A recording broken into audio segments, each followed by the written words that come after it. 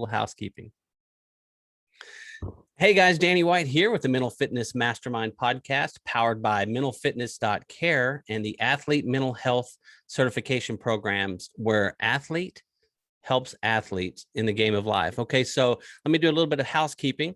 The goal of the Mental Fitness Mastermind is to bring together a collection of current and former athletes, mental health professionals, sports psychologists, key stakeholders within the athlete ecosystem. So if you're a brand or a business, or if your world revolves around athletes, then we certainly have a position for you on our team, on the mastermind, and this podcast is for you. And just like any team, a winning team is not made up of a bunch of individuals and great players. A team's made up of a bunch of players that are committed to playing together to achieve a common goal. And that's kind of what the mastermind's purpose is. And for us at mentalfitness.care is we're going to be playing our role by bringing those stories to you. So if you're an athlete, you have a position on our team. If you're a mental health professional, you have a position on our team. Sports psychologist, we have a position for you on our team. And again, a brand that's out in the world that deals with athletes, you have a position on our team. All right. So it's going to be pretty much that way. And that's kind of the format. So get that out of the way. And I want to introduce you to Jaccqueline Rangel, and she's our first guest. So meet your teammate here. Okay, take it away. Awesome. Thanks, Danny. Good to meet you. Right. And so tell us a little bit about yourself. Yeah, definitely. For sure. Health professional, and the focus that I've been honing in on for the past year is sports psychology. I'm working towards a certification in sports and performance psych. Okay, so sports psychology. Now, tell us about you a little bit as an athlete. Tell us about your world as an athlete. Tell us kind of what did you play? What are you playing now? What are you doing? From an athlete's perspective, who are you? Definitely. So I grew up playing all different sports. My family moved all around the world. So I feel like I was always on a new team in a new country in a new place.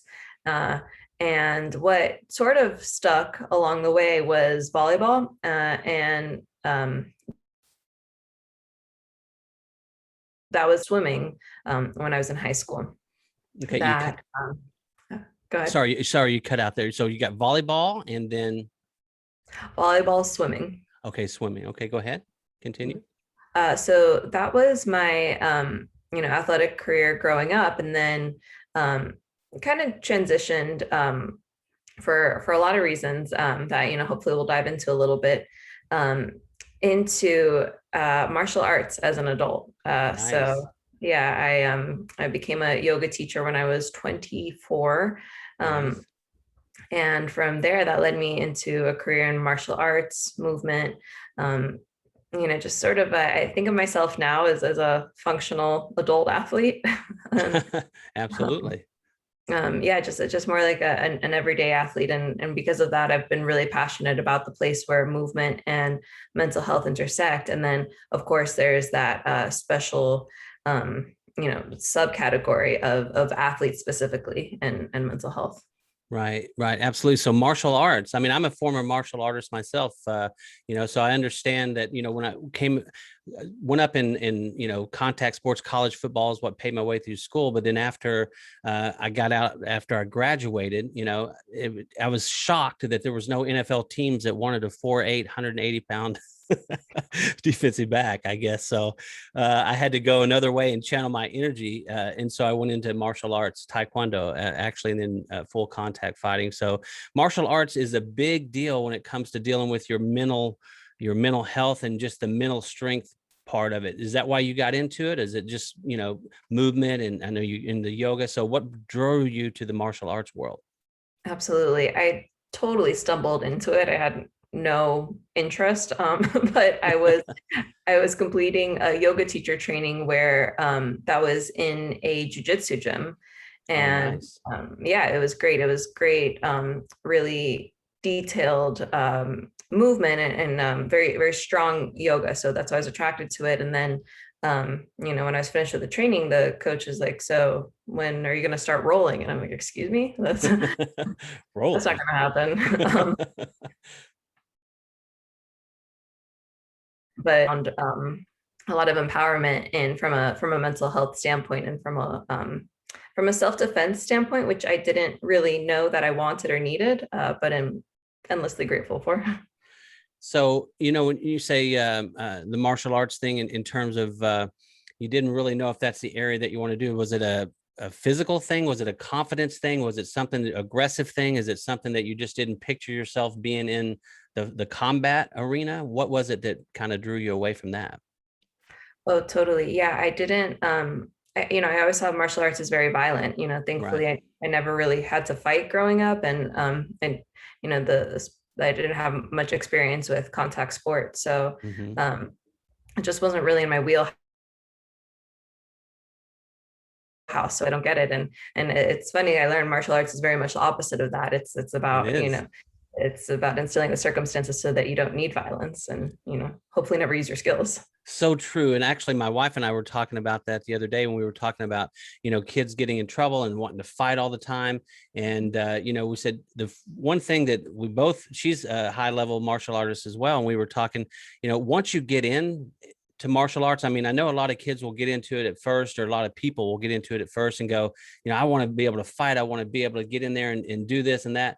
But once they get in there, they realize that, once the more I got trained, the more one gets trained, the less you are that you really want to get into that. You learn to get away from that. You learn to avoid it.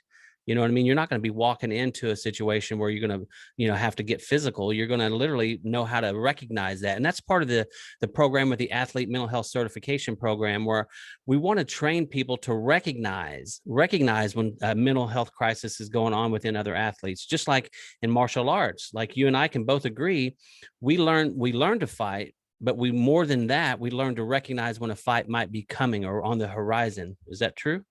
Definitely, I think learning how to de-escalate, and yeah, for sure, an awareness of circumstances, and not only like a confidence to approach it, but also a confidence to make distance between the problem, diffuse it, which I think totally overlaps too with my work in mental health, is diffusing maybe tense situations. And your senses are heightened as a trained professional, and whatever it is you're trained in. I mean, we're talking about mental health, or we're talking about martial arts, or whatever it is you're trained in. Once you understand, and that's the mission of the Athlete Mental Health Certification. We want to train people just like a fighter. When I was really into the full contact side of it, you know how it is. You've done it. You've drilled so much. We've drilled so much that I could be sitting talking to you, and I could tell if you're right-handed or you're left-handed, if you had 80% weight on which foot, because I was just, my senses were heightened and I was in tune to you. And so from an athlete mental health perspective, that's the goal of the Athlete Mental Health Certification. We want to train people to be aware. So if I come up to you as a teammate, or if I'm a coach, or if I'm a parent, and I'm looking at you, and I can understand, I can see that you're hurting, or that you're going through something that needs addressed, or might need, clinical help, or a professional, or just somebody to acknowledge you and say, it's going to be okay. You're not going to be in this alone. Does that make sense? So martial arts and what we're doing, I'm glad to hear you say that, because I think you can play a key role for us. I really do. Okay. So quick question. What's the biggest mental health, mental fitness challenge that you personally have faced as an athlete? I mean, I know that there's overlap between our human experience and our athletic experience, but as an athlete, so if other athletes are tuning in here, and what's the biggest mental health challenge that you face, so they know that they're not alone? For me, definitely body image growing up. That became a really big factor for me in sports. And, a large part of the reason that I pulled away from competing, earlier on, like in my late teens and early 20s, really had to reestablish a relationship with movement, because the body image escalated to a point where I developed an eating disorder, and Uh, I really had to pull away from the movement for a while to rehabilitate. Eating disorder is one of I was reading a stat on that the other day, so I can't quote it. I don't know it off the top of my head. You might, but I was so surprised that's one of the most prevalent, that's one of the most dangerous mental health issues and crisis in the world is eating disorders. I mean, a lot of people, it doesn't get as much play as some, maybe the opioids or maybe the alcoholism or what have you, but certainly eating disorder is huge. And among athletes, I mean, I can definitely see where that could be an issue. Mm-hmm. Definitely. We're so focused on our bodies and, not only the way that we're fueling them, the way that they're shaped, especially young athletes who are going through bodily changes that, their peers are struggling with already. And, you have this just added pressure and added focus really on the body. And like you said, yes, eating disorders are actually the most or the mental health condition associated with the highest mortality rate. Oh, wow. I didn't know that. So That's yeah, sad. definitely. Mhm. So I know that people like yourself, professionals, athletes like yourself, are going to make a difference with that. And so was it the did you have kind of go into that a little bit more in terms of the body image? Was it totally because social media? Was it the pressure? Where was because now back in a few years ago it wasn't as much, but now there's all this Instagram, there's all the social media, so the filters and everything that's going on, and you can look like whoever you want to look like, so where would the pressure come from you? I the pressure. So, thankfully, when I was going through this was over a decade ago. And we had Facebook, but it wasn't like today. I can't, Yeah. I can really only imagine it. And what I see and hear from my clients is that's definitely an added factor. But no, I think that, eating disorders, like any, or a lot of mental health conditions, are, you sort of have this like underlying disposition, and it's no one thing that takes you there. It's more That's just true. like this perfect storm of circumstances that, results in, whatever it may be, the battle of depression, anxiety. It would be so nice, right, and easy if we could point to like, oh yeah, it was that one time right here, or it was this one comment I got from a coach. But that's pretty unfair. It's actually really the combination of everything. So true. And like I'm not a scientist, but I've definitely done some research on different things. I'm kind of a nerd on those types of things. But you know how a virus can adapt and kind of form to whatever environment it is, and evolve just so it can stay alive in order for it to attack its host. And I think like you said, you might have an eating disorder, so to speak, but it's basically it's a hybrid. It's a cause of all of these other things that are going on. So then you've got this mental health virus that's adapting and kind of feeding off of the anxiety, feeding off the depression, feeding off of all of these different fear of failures, feeding off all of these things to create this perfect storm, which might, if in your case it was culminated into an eating disorder. So how are you how are you defeating that challenge, or how did you defeat that challenge, and how do you keep it at bay now?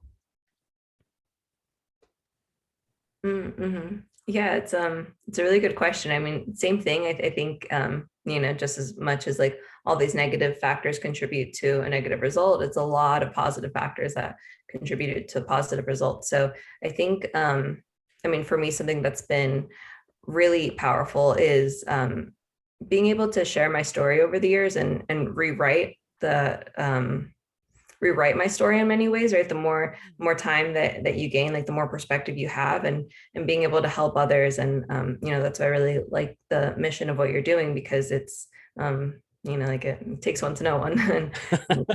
It does. And part of the action plan for the athlete mental health certification program, the R.A.C.E. is the empathy side of it.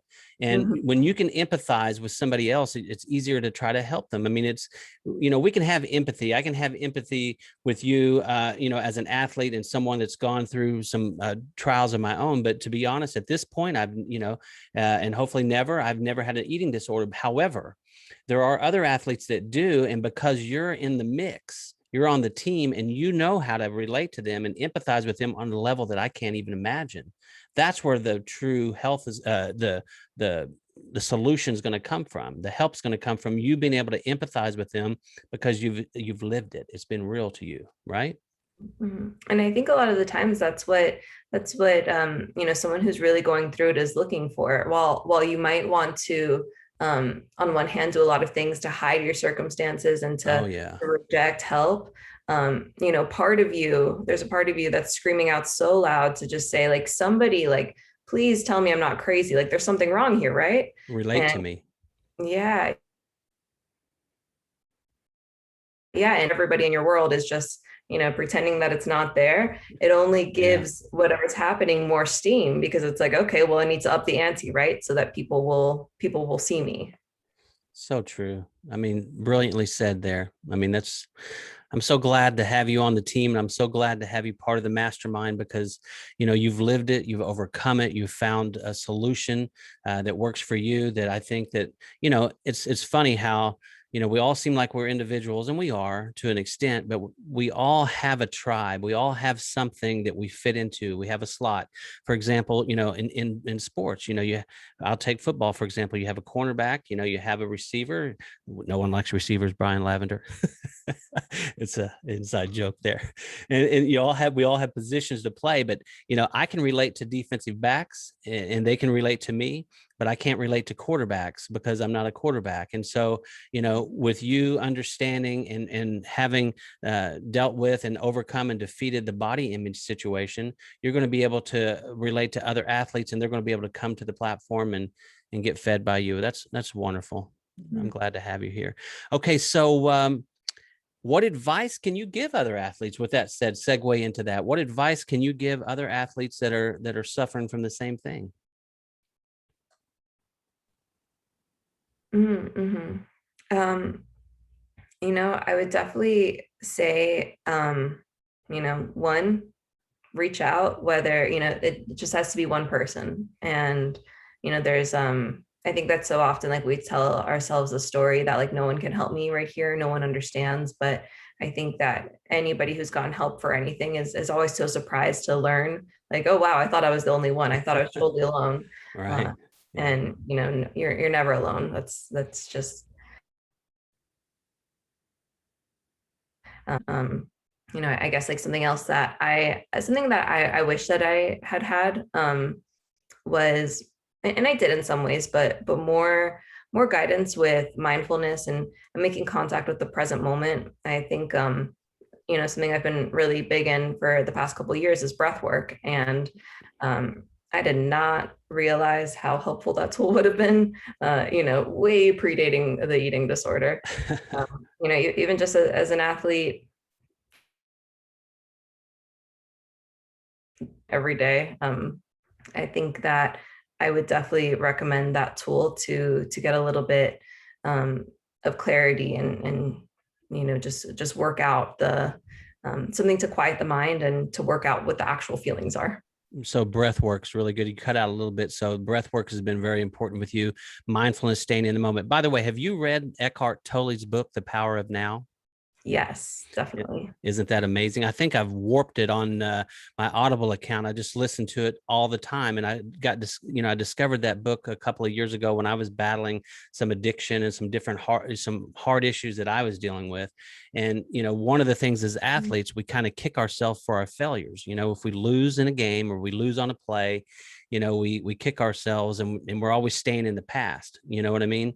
The future, you can go in the past and then go in the future, but it's hard to stay in the moment unless you're in the flow of the play. But when you're away from the arena, you're away from your team, you're away from your sport, and you're in the business world, but you're still got that athlete mindset, and you fail or you make a stumble, then you're just kicking yourself in the butt the whole time, because you're not staying in the moment. I was always in the past, and in the past lived all of my issues, right? In the present moment was my healing, but I didn't know how to stay there.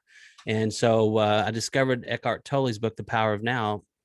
And man, what it's transformation book for me. I mean, it's really good. So mindfulness, you would give other athletes dealing with a similar situation as you would tell them to stay mindful, stay in the moment, and work on their breath work. I read a lot about the breath work. I think that's something I need to look into myself more.